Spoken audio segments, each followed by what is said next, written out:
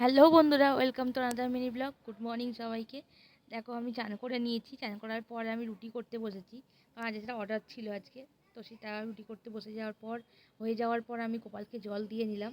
তাড়াতাড়ি যেটা আমি করি, গোপালকে জল দিয়ে নেওয়ার পর লাঞ্চ করলাম। লাঞ্চে বিউলির ডাল, আলু পোস্ত আর পুঁটলির ঝাল দিয়ে লাঞ্চ করে নেওয়ার পর মা দেখো আটা মাখতে বসে গেছে। তো এইটা আমাদের করতে হয়, এটা ছাড়া আমাদের পেট চলবে না। তো আমি খুব মধ্যবিত্ত ফ্যামিলি থেকে বিলং করি, তাই হবে না। আমি চেষ্টা করছি মিনি মিনি প্রবলেমের মাধ্যমে তোমাদের কাছে পৌঁছানোর। তোমরা একটুখানি আমাকে সাপোর্ট করো, তাহলে আমি বাবা মাকে হেল্প করতে পারবো, এটা থেকে মাকে একটু মুক্তি দিতে পারবো। তারপর বেরিয়ে পড়েছি। বেরিয়ে দেখো দিয়ে আবার বাড়ি চলে এলাম, কারণ রুটি করতে হবে আবার।